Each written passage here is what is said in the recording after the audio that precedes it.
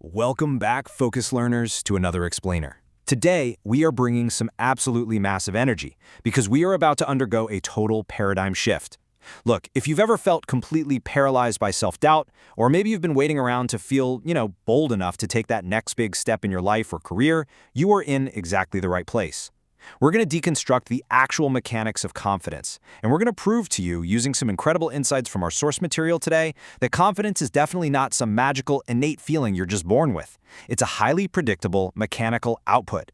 It is literally the science of doing it scared, which, let's be honest, sounds like a pretty terrible strategy for a horror movie, but it is actually the ultimate cheat code for your career. Okay, let's dive into this. What if you never need to feel ready again? Seriously, are you tired of waiting to feel confident before you make a move? The biggest trap we all fall into is believing that readiness is a prerequisite for action, like you have to feel it before you do it. Today, we're going to completely shatter that myth of feeling ready. You do not need to wait for the stars to align or for your anxiety to just magically vanish. In fact, waiting is exactly the thing that's keeping you stuck. Which brings us to the core thesis of our entire explainer. Confidence is the output, not the input. I really want you to let that sink in. Mainstream advice loves to tell us, just believe in yourself. People genuinely think you need to write daily affirmations on your bathroom mirror. Things like, I am beautiful, I am strong, I am a confident boss. But as our source material brilliantly points out, doing that doesn't do jack to change how you actually feel the rest of the day. You cannot simply input confidence into your brain through words. Confidence only comes after the action is taken. Think about the contrast here. On one hand, you have affirmations and wishing, which is treating confidence as an input. That is exactly like wanting to be skinny and just wishing for it. Staring in the mirror, hoping the weight drops off without ever hitting the gym or changing what you eat. It's totally useless on its own. But in reality, confidence requires action and reps. It's an output. Your mood follows the plan. It's really all about keeping the promises you make to yourself, especially on those days when you absolutely do not feel like doing it. You can't wish for it, guys. You have to work for it. Let's ground these concepts with a very relatable, super raw story from the source material. Imagine this. You're 21 years old, you move all the way across the country to California. You have no job, absolutely zero clue what you're doing, and your bank account is rapidly dwindling down from a measly $5,000.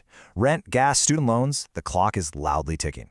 So you take a job at a gym thinking, okay, this is about fitness, but within 2 days you realize it's actually hardcore marketing and sales. The imposter syndrome hits so hard it literally feels like an out-of-body experience. In fact, right before trying to make that very first sale, the sheer terror makes you want to throw up in the gym bathroom. But you refuse to quit. You read the books, you drill the skills, you stay in that bathroom, collect yourself, walk out, and you make that first sale. And when that first sale happens, something absolutely incredible shifts. The celebration didn't matter. The shattered belief did. When her team crowded around to congratulate her, it wasn't the applause or the commission check that transformed her. No, it was the fact that she had just pulled a brand new vision of her capable future self directly into reality. In that exact moment, every single limiting belief she had about her inability to sell was instantly shattered.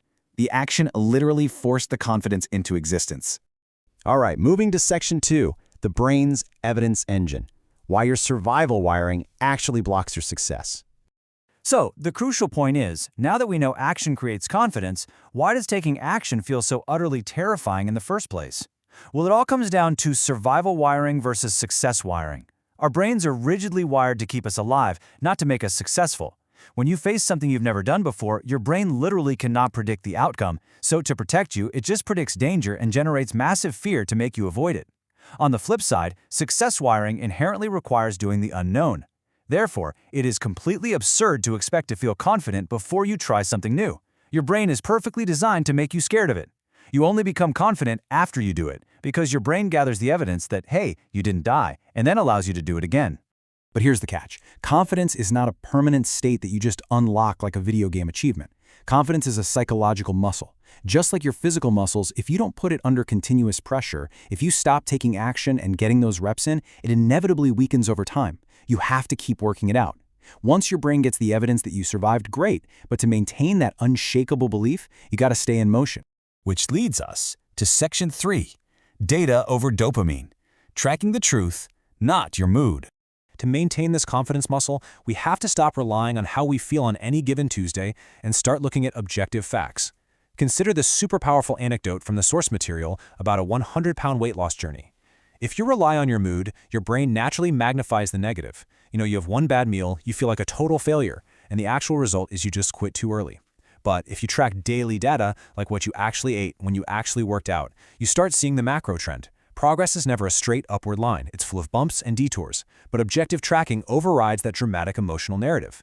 When you rely on data over dopamine, your brain sees the hard evidence of the 5 good days rather than hyper-focusing on the 2 bad ones.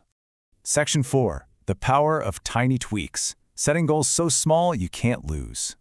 And this brilliantly illustrates the next hurdle, because if you're tracking your data, but you are still struggling with consistency, your goals are probably just too big. Going too big practically guarantees overwhelming failure. You try to overhaul your entire life in a single week, you inevitably stumble, you beat yourself up, and boom, you lose all your energy. But tiny tweaks fix this. Start with something so absurdly small you literally cannot fail. The source mentions a trainer whose first week of a weight loss program doesn't even involve a diet or the gym, it just requires the client to make their bed for 7 days. Or instead of saying, I'm having 0 dessert forever, you just say, tomorrow I'm having 1 single Ghirardelli square. Getting that tiny reward builds an instant, undeniable sense of momentum. So here is the practical application of this for your broader life. Break down your quarter. You identify 3 to 4 massive goals. Now, if you just stare at those massive goals, you're going to freeze up. So you break each one down into 20 or more micro steps. Your absolute only focus? Getting 1 tiny daily checkmark. That's it. Checking off these micro tasks prevents you from beating yourself up. It preserves your precious mental energy. And more importantly, it creates a profound identity shift. You stop being someone who fails at big things, and you fundamentally become someone who consistently achieves goals. That shift is incredibly powerful. Let's look at how this progression works for conquering something terrifying, like a fear of public speaking. You don't jump straight to the main stage. No way. Step 1, you speak for just 60 seconds on a tiny Zoom huddle. Step 2, you give 1 quick shout out to a teammate. Step 3, you run half of a small informal meeting. Step 4, present to the whole team. Step 5, the main annual stage. This mechanically proves how tiny tweaks inevitably compound over time. You slowly build rockstar-level stage confidence without ever triggering that overwhelming panic, because each step was just a tiny, perfectly manageable tweak from the last one. Which brings us to our final section, taking fear with you. Emotion follows motion. But wait, what if you are simply too paralyzed to even start that very first tiny tweak? I want you to let this quote sink in. Fear is a mile wide and an inch deep. Feeling fear doesn't mean something is wrong with you. It actually means your brain is working exactly properly to protect you. The biggest, most dangerous trap you can possibly fall into is believing that you have to eliminate the fear before you take action. You can't. You just can't. The fear will always be the absolute strongest right before you have your breakthrough. Let's move to and see how this builds when you actually face it. If you just step into the scary situation, like walking onto a stage, here's the exact biological de-escalation of that fear. At 0 seconds, your mouth is totally dry, palms are sweaty, your heart rate hits 190. It genuinely feels like you're dying. But wait just 15 seconds, your heart rate drops to 150. At 1 minute, the saliva actually returns to your dry mouth. And by 2 minutes, the physiological fear is completely gone. It literally burns out on its own. You cannot control the initial wave of fear, but if you just don't run away, your biology promises you that it will pass.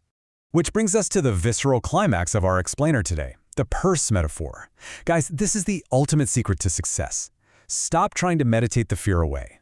Stop trying to manifest the fear out of your body. It is not going anywhere. Instead, acknowledge the fear. Imagine picking it up, placing it right into your purse or your backpack like an annoying little companion, and just taking it with you. You go do the terrifying thing anyway, with the fear sitting right there beside you. You aren't confident because you lack fear. You become confident precisely because you act despite it. And that leaves us with one final, undeniable question for you today. What terrifying thing are you going to pack in your purse today to finally build the confidence you absolutely deserve? The science is incredibly clear here. The mechanics are proven. The confidence you're looking for is waiting for you right on the other side of the action. Stop wishing. Start doing it scared. Thanks for joining me on this Explainer Focus Learners. Go get those reps in, and I will see you next time.